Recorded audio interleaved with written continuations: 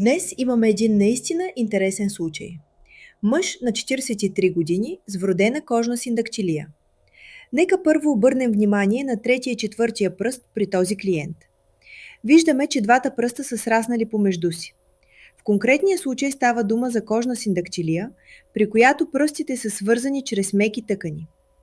Подобна анатомична особеност често води до промени в натоварването и може да повлияе върху растежа и формата на ногтите. Но проблемът, с който ще работим днес, е онихогрифоза. Онихогрифозата при него се е появила след травма на нокътя. По негови думи, това състояние съществува вече почти 5 години. Той е опитвал сам да изрязва нокътя и е провеждал лечение за гъбички, но без резултат.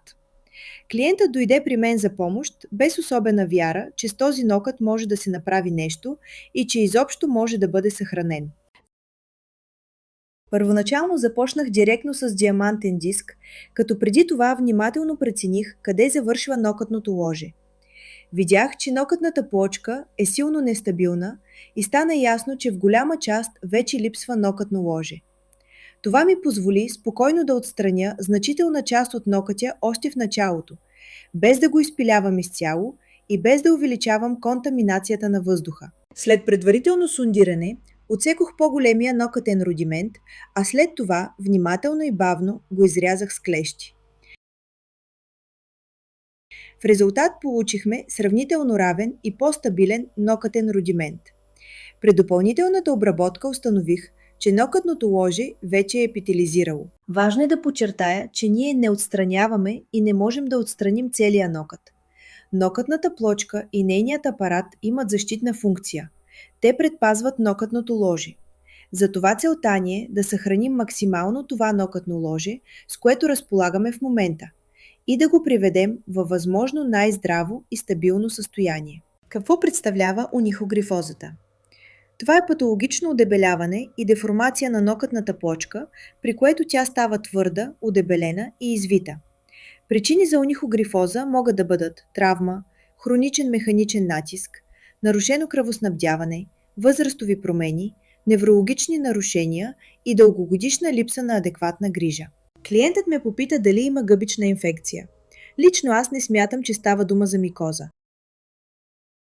След това използвах цилиндрична фреза за оформяне на прав и стабилен участък от нокътния рудимент.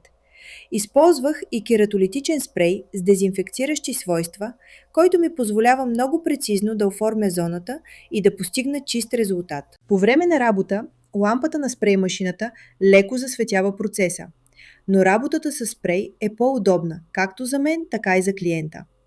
Това не влияе на крайния резултат, по-скоро е въпрос на личен комфорт.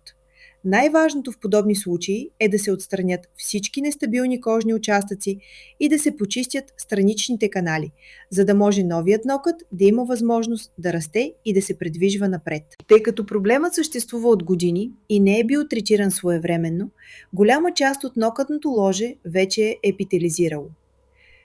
Шансовете нокътят да стане близък до напълно здрав са минимални. Но въпреки това поканих клиента да дойде отново след около 3 месеца, за да проследим как се развива процесът. Онихогрифозата е състояние, при което нокътят значително се удебелява, изкривява и започва да прилича на нокът на грифон. Това не е просто естетичен проблем. Често е съпроводено с болка, натиск в обувките и възпаление. Най-често онихогрифоза се среща при възрастни хора с нарушено кръвообращение, диабет, след травми на нокътя или при дългогодишно неглижиране на проблема. Понякога се развива и при хора, които дълго време носят тесни обувки или не могат сами да поддържат ногтите си. Важно е да знаете, това състояние е лечимо и подлежи на професионална корекция. Не трябва да се срамувате и да отлагате. Колкото по-рано се потърси специалист, толкова по-лесно и безопасно може да се овладее проблемът. Работата с онихогрифоза изисква знания, правилна техника и стерилна среда. Затова винаги се обръщайте към квалифициран подолог. А ако вие сте специалист и не се чувствате уверени при работа с такива случаи, пишете ми. С радост ще ви помогна с насоки или обучение, за да можете да работите спокойно и професионално. Здравето на ногтите не е въпрос на естетика, а на качество на живот.